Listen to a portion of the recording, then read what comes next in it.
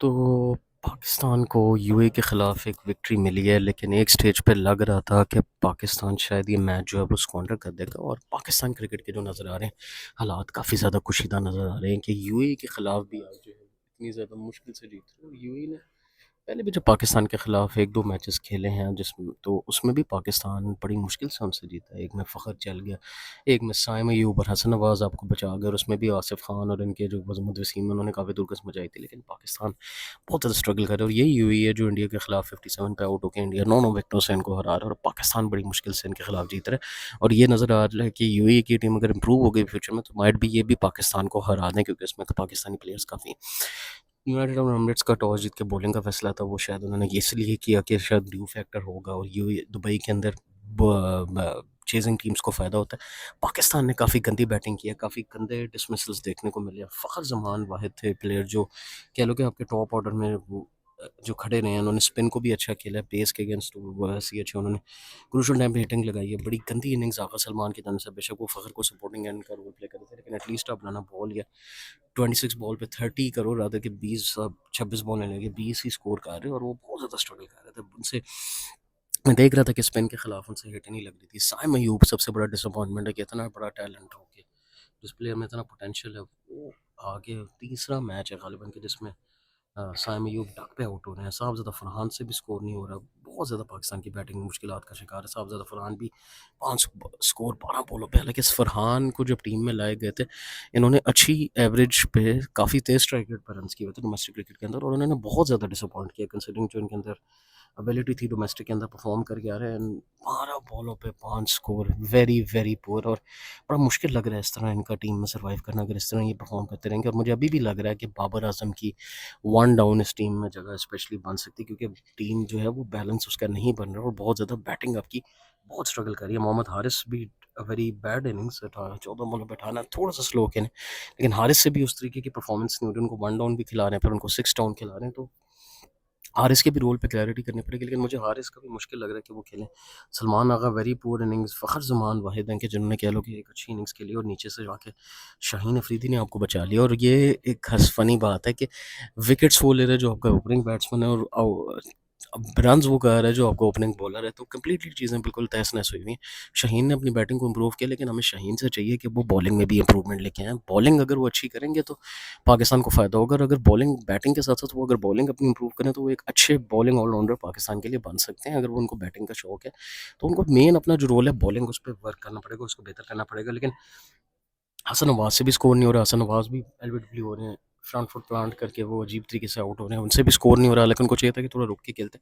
नज़र आ रहा है कि हसन नवाज भी शायद गालिबन स्पिन के अगेंस्ट बहुत ज़्यादा स्ट्रगल करते हैं। जुनैद सिद्दीकी जो उनके पेसर हैं, उन्होंने 4 विकेट लिए, लेकिन स्पिन के अगेंस्ट नज़र आ रहा है कि आपके बैट्समैन बहुत ज़्यादा मुश्किलात का शिकार है। और शाहीन अफरीदी के अगर ये रन्स ना होते तो पाकिस्तान बहुत मुश्किल में था, और ये स्कोर जो है शायद 110 120 तक ही रिस्ट्रिक्टेड होना था और आपने ऑल आउट हो जाना था। लेकिन शाहीन ने आपकी इज़्ज़त रख के आपको कह लो कि एक रीज़नेबल टोटल पे ले गया, और इवन इंडिया के खिलाफ भी शाहीन ही था जो खड़ा रह गया जिसकी वजह से आप कर गए उसको। तो ये वो बंदे हैं जो आपके मेन आपके बैट्समैन भी कंसिडर नहीं होते, और वो आपको रन्स करके बचा रहे हैं। तो बहुत बुरे हालात है पाकिस्तान क्रिकेट का, और मुझे लग रहा है कि मे बी हुसैन तलब बैटिंग के अंदर आई थिंक अभी भी वसीम जूनियर का इस टीम में रोल होना चाहिए। सुफियान को फिर वही बात है कि एक मैच खिला के आप फिर बाहर कर रहे हो। आई थिंक उनको पूरा टूर्नामेंट आप दो इन 3 स्पिनर्स को।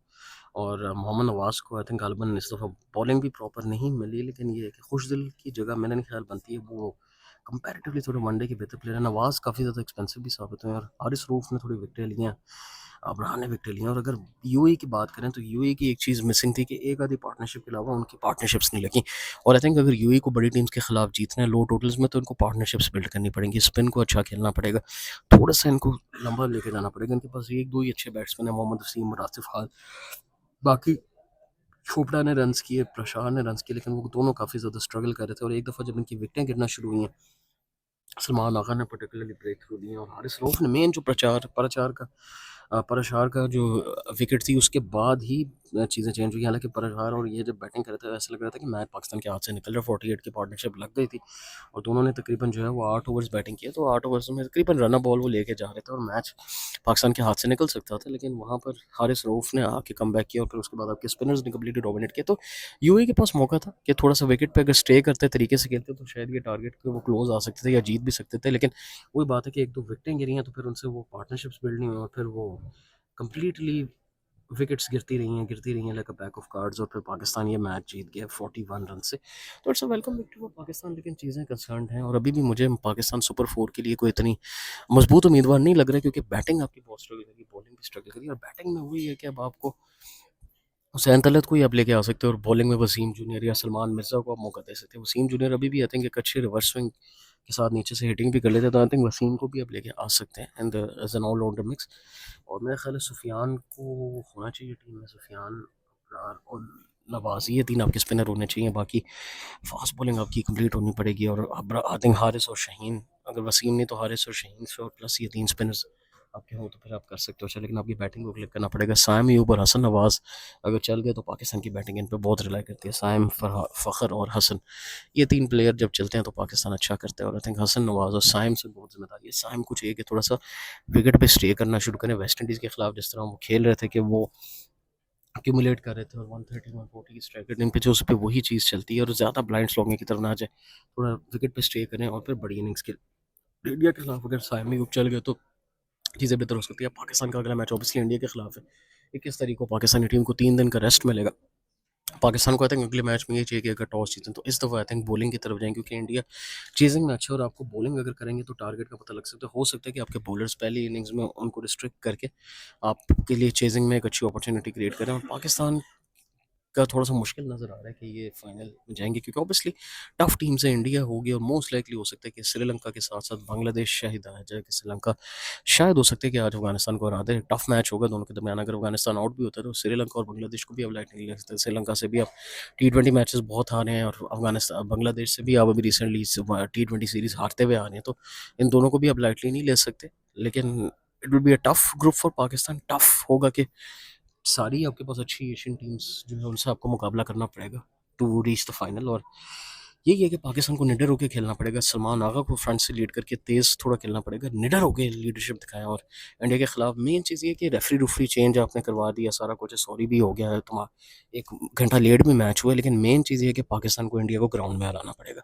ग्राउंड में आप हराओगे, उनको शिकस्त दोगे, डिफीट करोगे, वो पाकिस्तान का बेस्ट आंसर होगा, और उसी से वो खामोश होंगे और उसी से चीज़ें पाकिस्तान की बेहतर होंगी। और अगर उनको ग्राउंड में आप जवाब दोगे तो फिर ही आप एक स्ट्रॉन्ग स्टेटमेंट दे सकोगे, and Pakistan needs to beat them on 21st कि उनको एक स्ट्रॉन्ग स्टेटमेंट दे। सो अगर that's what we do CricPulse के पेज को लाइक कर, फॉलो कर, सब्सक्राइब कर फॉर मोर कंटेंट के लिए। मुझे दीजिए इजाजत। Take good care yourself and अल्लाह हाफिज़।